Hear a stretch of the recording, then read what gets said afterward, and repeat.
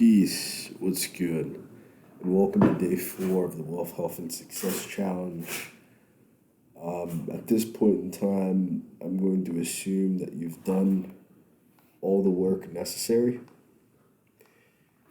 Maybe not the health video or the success video, because I've literally just posted those last night, well, this morning technically, at about 2 a.m. or so. But today we're going to talk about execution, how proper planning prevents poor performance. We're going to discuss discipline versus doing and consistency versus capability.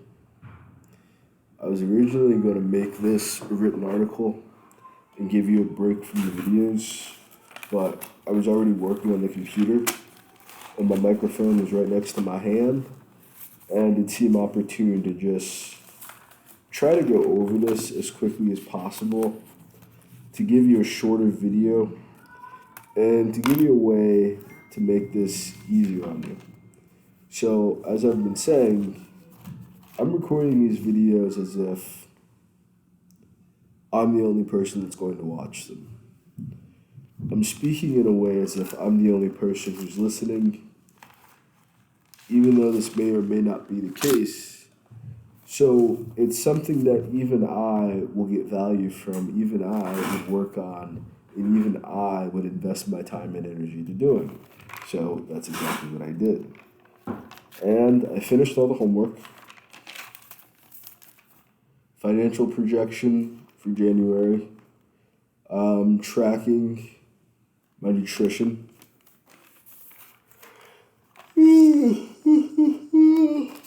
Organizing everything in a habit stack. December income, November income, accounting, financial projection. Even though financial projections on a different sheet of paper, this was the total bookkeeping, I guess you would say, for December, January, November. Helped out a lot. Mental health exercises and workouts. I did 3 days. I could have did 4, but the 4th day was actually really intense, to be honest with you. So I would say 3 days is pretty good for that. And then from there, you can kind of do whatever you need to do. Okay, this is a little bit older. I do not need this for today.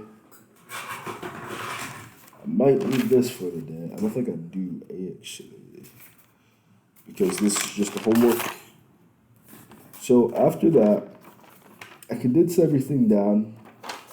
I went over everything that I didn't get done, and I rewrote it here, and just created a financial projection, a project projection for February, because sometimes you have to execute upon projects. You might have to finish a course, you might have to learn something, you might have to do job certification, you might have to save a little bit of money before you invest. There's probably a few things that you either couldn't have got done or did not get done, but I did finish every single homework assignment, which empowered me to list everything out that I really needed to. So what I have in my hand right now, I'm not going to read like my full financial, my bookkeeping and accounting out for you, but I will lead you to the conclusions that I've made on the basis of my accounting. I'm going to show you what I have done with my mental health homework, and then tomorrow we'll talk about the nutrition and fitness aspect of this once I do it myself.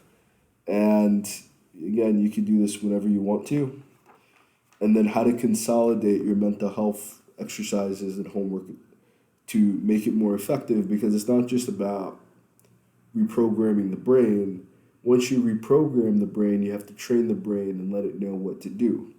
So I'm going to start with my financial planning and projection for February, and then we're going to go into my consolidation of the mental health homework. So empower Amanda to earn more money is number 1 on the list. I'm a stay-at-home parent, so essentially in the position I'm in right now, it's not going to be like this next month, I don't think so. My kid was sick, so these past couple of months he's been home a lot. And to all the parents, all the single mothers, all the fathers who are stepping up, I could see how difficult it is for you to probably work other than remote if you have a kid that you're taking care of, because the hours in which most businesses would need you conflict into the schedule you would need to be a parent.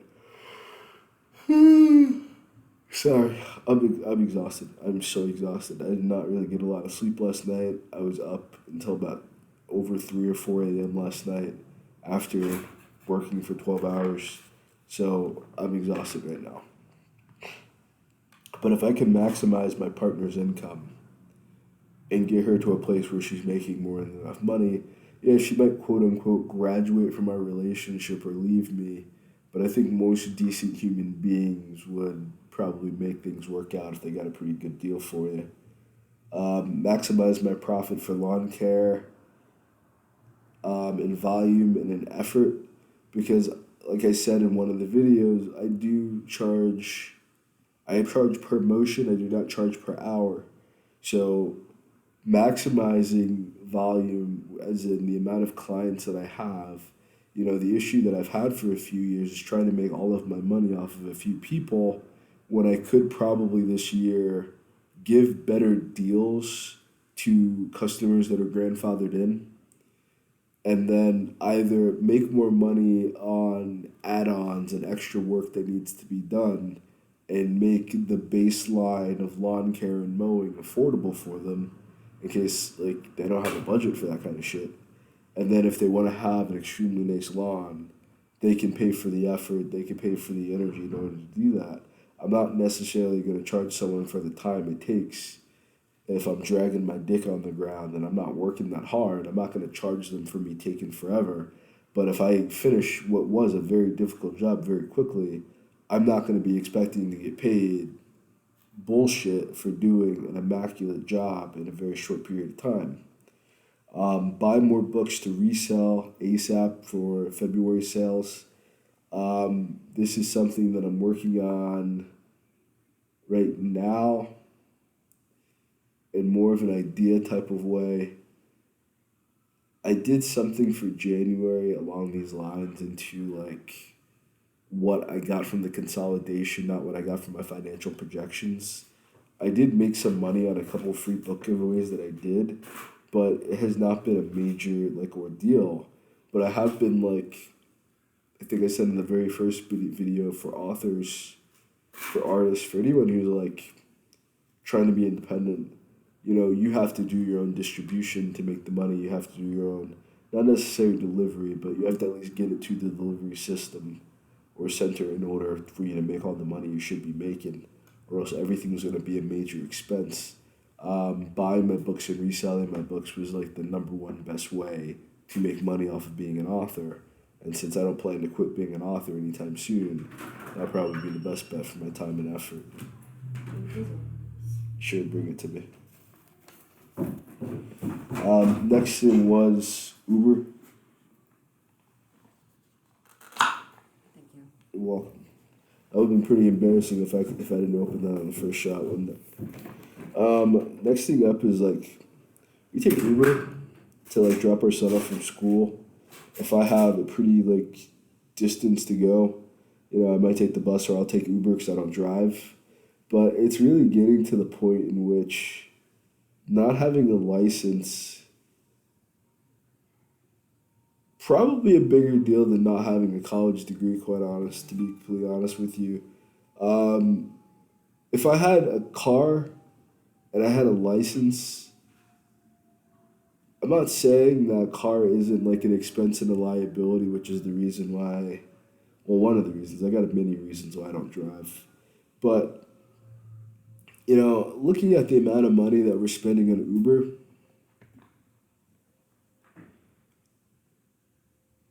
the idea of a car could be a big expense, but the ability to drive is just simply saying that you have a license really like changes a lot of things if you're applying to jobs or not. Even if you're doing lawn care, I could really take things to a brand new level if I had a truck and the ability to get around. So it is around time that and get a driver's license. Saw for wraps plus weed versus Blue Lotus flower. I took a break from smoking weed and I started smoking Blue Lotus flower for two reasons. The first reason is that smoking marijuana can make you very counterproductive. I know people have a lot of arguments for what you can and can't do high, what you can and can't do smoking, and all that type of shit. But I would vouch and say that like smoking weed like can really fuck up your life and be counterproductive. People say you can't be addicted to marijuana, but I don't think that's entirely true. I think it may not be as addictive as nicotine, or it may not be as addictive as heroin, but I would say it's about as addicting as, gambling. It's about as addictive as social media. It's about as addictive as short form content on YouTube. So smoking weed is a major problem. It's a major time suck. And like I said, like that was my biggest expense. Everything else that I'm really doing, kind of pales in comparison to my need to curb my drug usage. And I think for many people who struggle, not many people, but for a number of people that struggle in poverty, it may not be necessarily alcohol or be weed that's holding you back, but you have some form of habit that's costing you a significant amount of time that you could be utilizing otherwise, or a significant amount of money that you could be using otherwise. And I would just recommend like processing that and trying to figure out ways to either moderate that habit, to maybe take a break from that habit, or eliminate the habit completely, because when you have the financial numbers right in front of you about how much you're spending, and that you could have been using that amount of money to literally solve all these other problems on your list. It's like literally the money that would have went towards every other thing, as if God listened to your prayers, gave you exactly what you were asking for, and then instead of utilizing it the way God intended, you burned it up and let it just burn right in front of your eyes. In fact, you helped by puffing it so that the flames went faster. Finishing my life course, taking a course to become a life coach. I want to become an expert in this and really learn how to help people and then utilize that to improve this course for people. My cousin made a good point yesterday. Like online school can be very difficult because if you're going at your own pace could like potentially be slow as molasses, and then you're holding yourself back. I was really pumped up and really fired up when I first got started with the course, and then a few other things in life began happening, and I had to like redirect my focus, and now I have to kind of force myself to focus. But that's not a bad thing. You usually have to force yourself to focus until you start building a good habit for locking in. How can I maximize my value on MS Word and Grammarly? I guess Microsoft 365 entirely. I pay for Microsoft. I pay for Microsoft monthly. I probably could pay for the year or whatever, but that's not really like the biggest issue is how much I'm paying for it, because it's not that expensive at all. It's not like going to the buffet and trying to get your money's worth out of the buffet, but just getting the value and getting the quality and getting the money's worth out of what you're using, either mastering certain skills within the Microsoft suite, being able to help other people with the micro. I just feel like there's more potential for the things I'm spending money on, considering I'm not spending money on a lot of stuff. There should be better ways to kind of utilize the things I do spend money on. So Microsoft Word and Grammarly, I gotta figure that out. And doing my tax return, and then seeing if a job is worth it, because I've never worked a job for that long. I'm multiplying the tax return by 2 or by 4 to get a better idea of how much money I could be making if I wasn't desensitized from pyramid schemes. Pyramid schemes teach you that a job means just over broke, and it's hard to like have that processing in your mind, have that kind of like pounded and programmed into you, and then you have to like reverse engineer where you've gotten that information from in order to be a functional adult human being. My mom was giving me pretty great like advice for like my life, giving my nephew pretty good advice for his life. And she's like, well, if you want to like She's like, you're not going to be young forever, as in, like, your situation is not going to be socially acceptable for very long. You know, it might be acceptable to be 30 in your current situation, great. But being 32, being 35, being 40 in your situation is a failure. That's a nightmare. You know, right now, temporarily, given the things that you've gone through, well, given the things I've gone through, you know, I can understand why I'm in the position that I'm at. And a lot of it, like I'm telling you, it has a lot to do with how healthy you are. It has a lot to do with your execution and your performance and your preparation and organization that is directly impeding your ability to build and save wealth and invest your wealth. You know, it could be directly fucking with you. And I think my perspective on working a job, I've just been going to a business since about, I want to say 2015, 2016. That's been like my major goal. But it's taken a lot and a lot of hard lessons to understand how to manage a business and learning from that.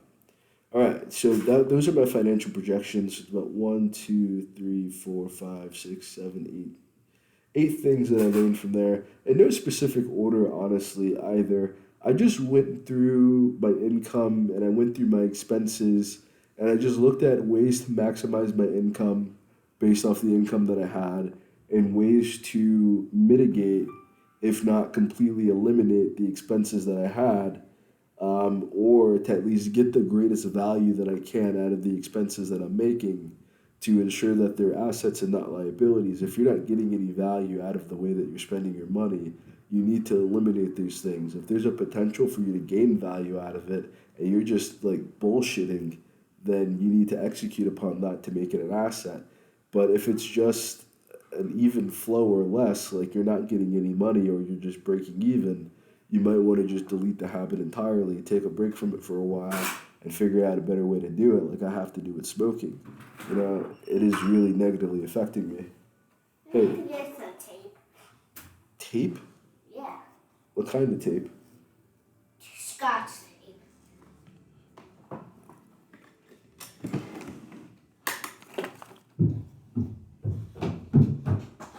Thanks, Dad. You're welcome. So those are the financial projections, the accounting and bookkeeping. You can't do this until you get to that point. So if you did, just go through your income, go through your expenses, find ways to maximize your income, find ways to really make the greatest value or to completely eliminate the expenses that you have. If it's not making you any money and it's not delivering you any form of healthy or successful value, get fucking rid of the habit. Get rid of the way that you're spending your money. Okay, so the next thing I did was consolidate categories A, B, C, D. I don't know what order you did these in. It doesn't really necessarily matter what order you did them in, but I did my mental health exercise in A, my strengths and my strengths to B. I did B, people I love and admire, C, how to make the money, and D, things that I love and enjoy. So that's how I went from there. You can copy what I just did. It would probably be easier if you did to make sense of the next step too, because the next step is directly correlated. So I took the 30 things from A, the 30 things from B, the 30 things from C, the 30 things from D, and here we go. This took a while, so I won't lie. Like this did take quite a amount of time, and I just made a list of everything. Listed all of A out. I listed B out on the same page because I didn't think I'd be presenting this to people, and I'm not. I'm just gonna kind of give you a rough set.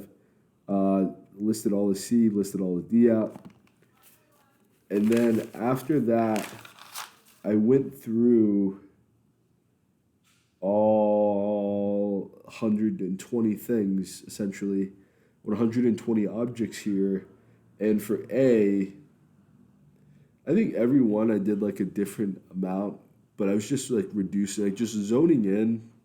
And this isn't to say that you can't do everything on this list. This isn't to say that everything up here isn't like life changing and important. But there's certain things, you have short term goals, mid term goals, and long term goals. Short-term goals are things that you can get done within the next few seconds, within the next few minutes, within the next few days, maybe like a week or so, maybe 2 weeks between paychecks or so. Bi-weekly would be short-term. Jesus Christ, it's like chaos inside.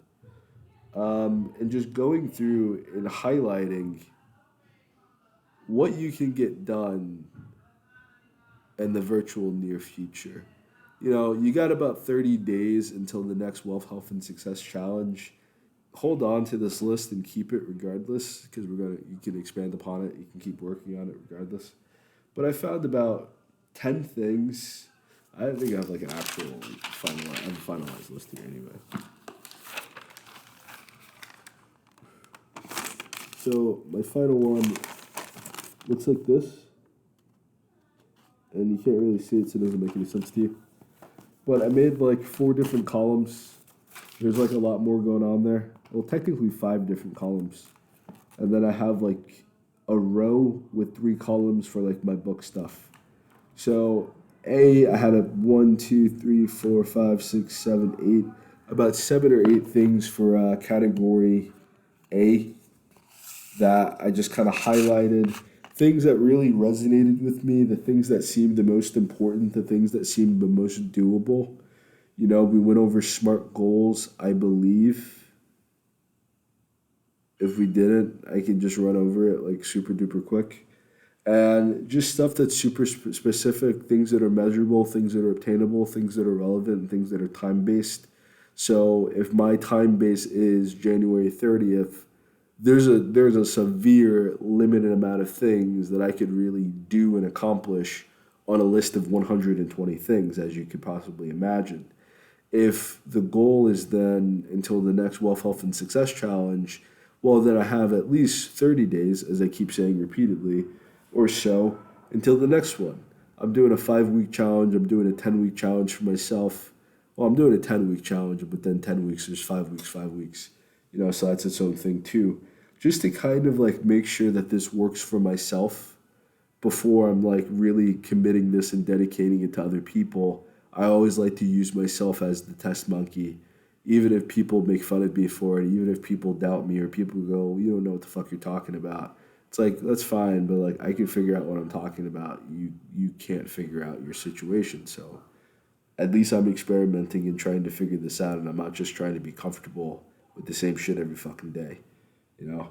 I had about 5 things for B. B was people that I love and people that I admire. C was how to make the fucking money. And I have 1, 2, 3, 4, 5, 6, 7, 8, 9. 9 things, 9 or 10 things for C. D was things that I love, things that I enjoy, and I have 1, 2, 3, 4, 5, 6, 7, 8, 9, 10, 11. And that's 11 out of 30, like 10 out of 30, 5 out of 30, and like 7 or 8 out of 30 things. So I really narrowed down the list. All right, so I got 1, 2, 3, I have 4 columns there, and that is turning A into E. I have this written down as well. If A is my strengths and my strengths to be, E is what I need to embellish to be wealthy, healthy, and successful. So everything from A, you're going to narrow down until you have category E. So technically this is an A, B, C, D. This is E, F, G, H. But it made a lot more sense for me to put A, B, C, D. I knew the purpose of what I'm doing after that, but that's what you get. I would even call the narrowed down list from there. You might consolidate A, and then 10 things in A are gonna spotlight out. I would say once you take those 10 things and you narrow it down to, I took my like 7 or 8 things for category A, I narrowed that down to about 3 things. I took everything from, and that's E. So E would not be what you took from A that seems the most smart to do. E is going to be what seemed the smartest, but what you can actually accomplish within a timely manner would be E. what do I need to embellish to be wealthy, healthy, and successful? For F, you take B and you turn B into F. Who do I need to connect with, network with, and emulate in order to be wealthy, healthy, and successful? You have a list of 30 people that you like, a list of 30 people that you love and that love you. You're going to narrow that down to about maybe 5 or 10 people that really stand out and that you really like have physical access to. Even if it's like a celebrity or something that you wrote down, you still have a visual access to this person's videos and content on the internet that you can learn from an online mentor. And then I took my list of 5 people and I narrowed it down to just 2 people that I wanted to really connect with and emulate in my lifetime. C is you're going to take how to make the money and you're going to turn it into G, one good idea out of 30 or 40. So you're going to take all the 30 to 40 ideas of how you can make money from C. You're going to narrow that down to about 10 or 11 things, 10 or less things, honestly. Give yourself like really zero in on this category more than anything else. Because, the other things might be a little intangible. Your section for B might be people that you deal with every single day and you just have to treat them better or accept that they love you or some shit like that, or accept that you're a fucking asshole and you don't treat them properly. Just something of that nature. C, really zero in on the things that you could really execute as soon as humanly possible. Things that you can get started on and get the ball rolling on by the end of February. When we end that 10-day challenge and we're going into March and we're going into a brand new year in March, you're walking into March with how you would have utilized time in 2023. You're now getting done a month's worth of work in a week. You're now getting done a business quarter's worth of work in 1 month. We're going to get things out there that you could really execute. If everything in A needs to be smart, the things in C need to be solid, good ideas that you could really do. And then I took that and I nailed it down to 1, 2, 3, about 3 or 4 things. So I took about the 11 to 12 things that I had for section C, and then I turned that down into 5 things for section G, one good idea. Some of these were a little repetitive. So it's almost arguable that I have 1, 2, 3 or 4 things for C, but these are all things that I could execute, get done, and get out there by the end of February. And I guess I will go over this at the end because I'm not going to go through the entire list of 120 things that I did, but I could share with you my column for I that I kind of broke everything down into. We'll get into that in a second. Let's do D real quick. So D was things that I love and enjoy. You're going to turn D into H. The ultimate goal here is how can I use EFG to be wealthy, healthy, and successful, to earn a living and do what I love? I imagine that there are aspects of the things that are on list D that are either going to empower your column for C, that are going to involve the people from B, that are going to be based off of things from A, So it would make sense to take the things that you love and narrow them down into, okay, well, I really love these things. I really want to get better at these things. Why don't I figure out a way to make money off of them? Why don't I find out a way to make profit off of them? And it might take you a while. You may not be able to quit your job overnight. You may not be able to quit your job ever, but you'll have a hobby that helps your mental health, and you'll be able to do things that would bolster your career, bolster your relationships with people, and you'll be able to do that for a living. And you do that, you do H to get to I, and I is your actual homework for this. There's always homework. But once you consolidate your list, you sift through your list to find the most important 10 things on that list. So 1/3 of the list might be useful now versus being useful 5 to 10 years from now. Things that you probably could do if you didn't really put forth more effort, versus things that you really need to lock in and get done. You're going to have, again, short-term goals, mid-term goals, and long-term goals. I'm gonna need to open up a different book in order to get this because it's not written down on my paper. It's written down in my little notebook. So you're gonna make an I want statement utilizing all this, and that comes from making category I. So category I is what happens when you get done with turning A into E, B into F, C into G, and D into H. You're gonna have hopefully less than 5 things per category. I would honestly aim for about, that's good. Less than 5 is good. Maybe 3, 2. You want to get as close to 1 as you possibly could. You want to get as close to 1 good idea per category for I. So then you're going to take everything that's left over from A. I had 3 things left over for A. I had 2 things left over for B.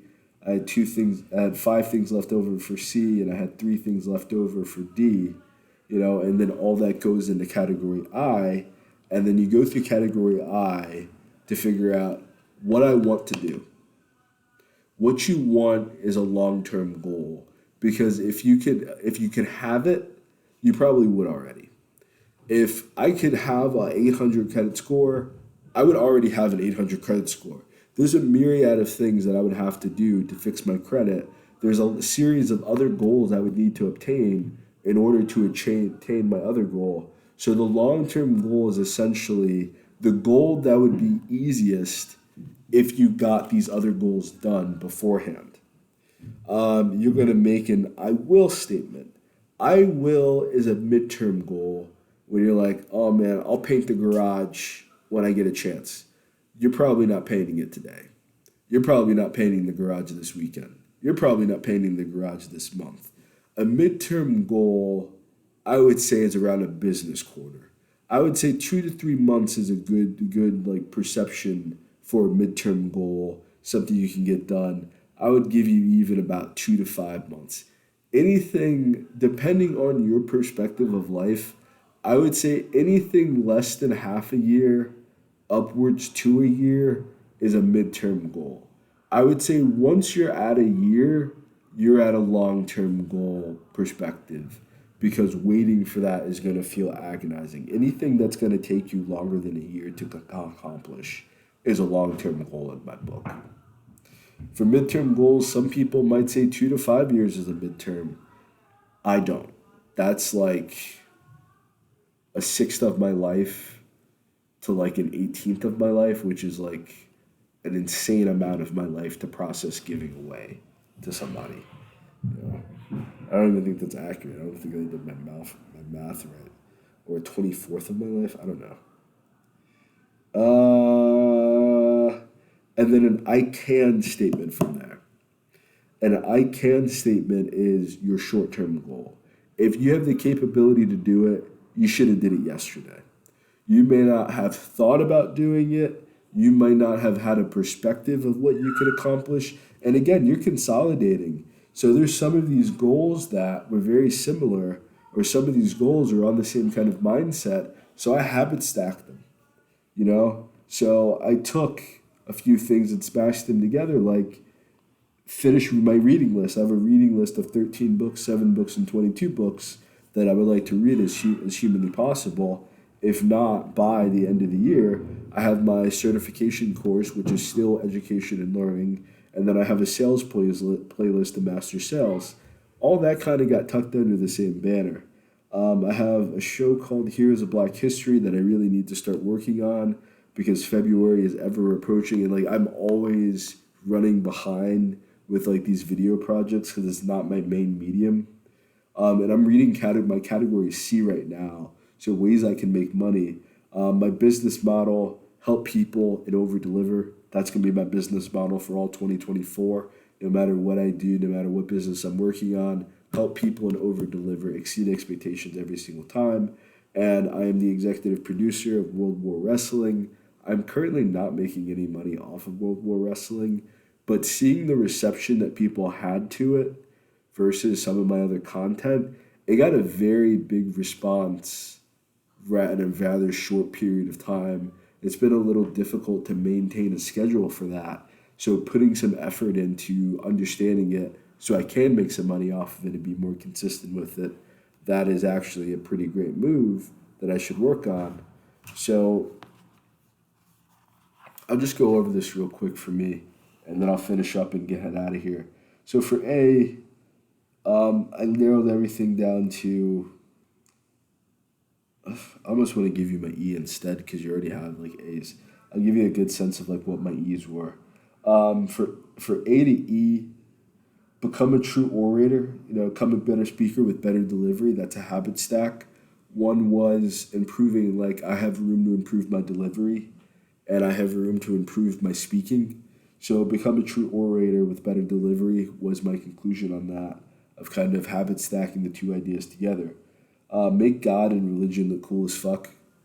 I feel like I do that for people with the way that I approach it. I don't have like a very squarish way of going about believing in God, and I think people can resonate with that. Write books that make people connect to God and help them. This became a habit stack with. I had a lot of things about writing books, a lot of ideas about who to write for. So essentially, writing for people that want to connect deeper with God, and not in a non-traditional sense. They want to have some people want to have a relationship with their father, but they don't want to like be their dad's best friend or anything. They don't want to spend every fucking waking moment with their dad. They just want to have a healthy, copacetic relationship with their dad without it being creepy. And that's all. Some people get very obsessive when it comes to religion, and I don't do that. So be people you love and you want to connect with, network with, and emulate deeply. I put God and the Prophet Muhammad. I've read the Bible multiple times, maybe not extensively. I'm not going to call myself a biblical scholar. I don't read scriptures like Hebrew Israelites or anything like that. I'm not that type of. I think the Bible is like, if not the greatest book, one of the greatest books ever written. And I highly recommend any and everybody read it. But the Quran is a miracle. So the Bible was like a Dr. Frankenstein experiment of religion. The Quran was an actual legitimate miracle to even exist.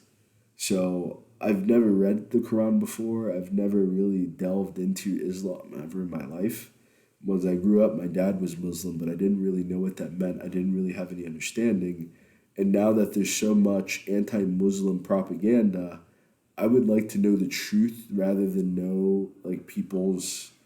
If people don't like you, they have every reason in the book to make other people not like you, especially if they can benefit from destroying you. I went over C already, but I'll tell you what they were real quick.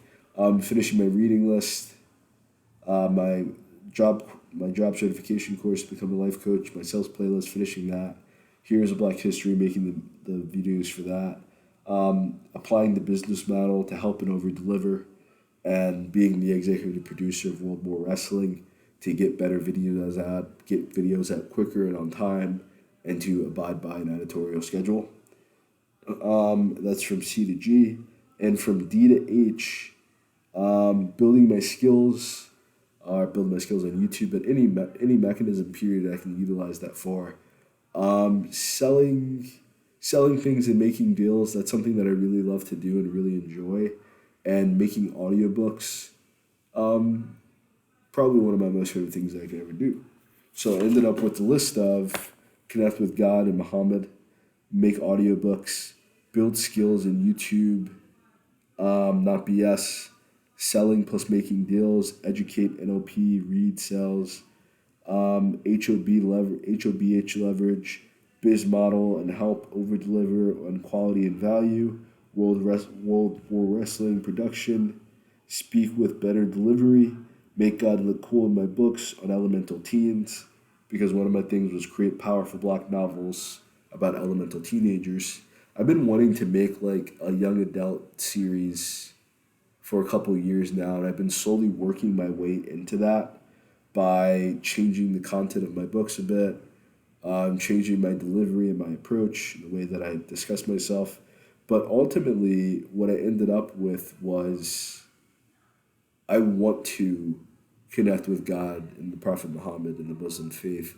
I want to understand it better. You know, understand the nature of God better. I will, I believe, I want to get this correct so I don't like fuck it up on video. It won't like necessarily matter to you. I will, I think it was what I thought. I will educate myself in NLP, my reading list, and sales, because if I was going to do nothing else, if I was going to be stuck in the exact situation I was in for the next 30 days, and hopefully I'm not, if I accomplish those three things within 30 days, I would be in a completely different position that I wouldn't have been otherwise if I had chose some different goals here in which, I might have knocked out of the park whatever I had to get done, but I still essentially would have to do these core things here. So that was the whole idea there. And that primarily comes from making the money. And then I can make audiobooks of all my current books or first my bestseller. So or my best-selling books, so all 15 of my books, or just for my best-selling books, or first, my best-selling books. And then maybe later on in life I go back and do the rest of my audiobooks. And then to kind of move forward with that idea of my I can, because it was the now, I went to my profile. I started a book sale as well. So for January 30th and January 31st, I'm giving away the books For the Crown of Nadia and Best Friends. If I was going to be known for any two books that I've ever written before, and people weren't going to read anything else, if I had to like delete every other book that I owned and leave only two books to be known and recognized, if I had to put all my money into promoting two books and nothing else right now, it would be For the Crown of Nadia and Best Friends. They're going to be free on Amazon. I'll probably put a link in the description, but grab them if you can, read them, they'll be even better, perspective. But I also just went through the sales numbers for obviously the best-selling books and then the lowest selling books, but strangely enough, there were two. The reason I came to For the Crown of Nadia and Best Friends is because they were on the top of the list and on the bottom of the list. As in, they've sold the most copies and then simultaneously sold the least amount of copies, because it sold a crazy amount of ebooks and it sold a few print books here or there. But it is what it is. I'm glad for that. And then I got a list of books at the bottom of that I really need to either develop and work on, develop my publishing, fix my books, so then I can go on to help other people fix their books, because how can I help you with some shit that I'm struggling with as well, That's the irony of this entire thing, is it not? Audiobooks as well. So I got a few books that already have audiobooks, but people aren't really aware that these audiobooks exist, so perhaps marketing these books, getting them out there. And then the two books that I need to work on, as well as a few other books that I need to either rewrite, develop entirely, a new book that I want to work on, and finish by March. So I put that all in perspective for you. Again, as far as nutrition is concerned, we're going to figure that out tomorrow together. I already figured it out, but I have to finish eating today first and get the rest of my numbers before I can execute on that. Because I only have 2 days of numbers. I don't mind using 2 days of numbers, but I feel like the more data that you have, the better. And the more data you have, the better decisions that you can make. When you're just going off of how you feel and you're just going off of your mood, you can't really live by your personal standard that you set for yourself. You can't really be non-negotiable going for your mood. The whole idea of being non-negotiable is living by the standard, sticking by the standard, and leaving it at the standard, and nothing more, nothing less. Did I miss anything at all? Let me check real quick for the homework. The homework you're meant to do that you did not do, that you're going to fail the course for. This is why when I get into doing the longer challenges, if you don't do all those assignments and send them in, you'll be punished severely for that. The fitness test is done for me. I did all my fitness tests. I can like basically kind of break that down for you. What's gonna be next? If you're not sore and today is not your rest day, ideally you should be doing this towards like the end of the course. But if you're like me and you did it all in 1 or 2 days, good on you. You're gonna regret that. Um, so I believe I said this in the health video, but you're gonna take the push-ups, and the next time that you do your push workout, you're gonna multiply that by two. So whatever your till failure was, you're gonna go until whatever your failure just literally just was, and then you're gonna do till failure twice. You know, you're gonna do the same thing for pull-ups. You're gonna do the same thing for squats and for your leg day, whichever the alternatives were for you. I did push-ups, pull-ups, and front squats. Um, you're gonna go through that. If you don't need to rest, you could probably do it back to back to back and then rest. I would probably recommend like doing it one day, resting the next day, doing it one day, resting the next way, because then you're gonna have a consistency built in for what's gonna happen once this gets harder, and then once it gets more difficult, you're not gonna have the mental and emotional difficulty of adapting to this. You're already gonna have that set schedule for recovery and exercise. And if you need more rest, take more rest. If you don't, then just do the one day in between, or just do what you got to do. Like, it's called muscle meditation. Listen to your body and make the best decision. Nutrition we will do tomorrow. I just went over consolidating A, B, C, and D. Um, I cleaned out my garage. I still have to sell some stuff, and I'm gonna do that a little bit differently too over tonight and over tomorrow. So the only things really left that I have to report on is, how to fix your nutrition, and utilizing myself as the prime example, how to fix your nutrition, and posting stuff to Facebook Marketplace that I want to sell from my garage. That goal got a little bit more complicated, but not complicated in the sense that it's unrealistic as to what I want to work on. Which I believe is here.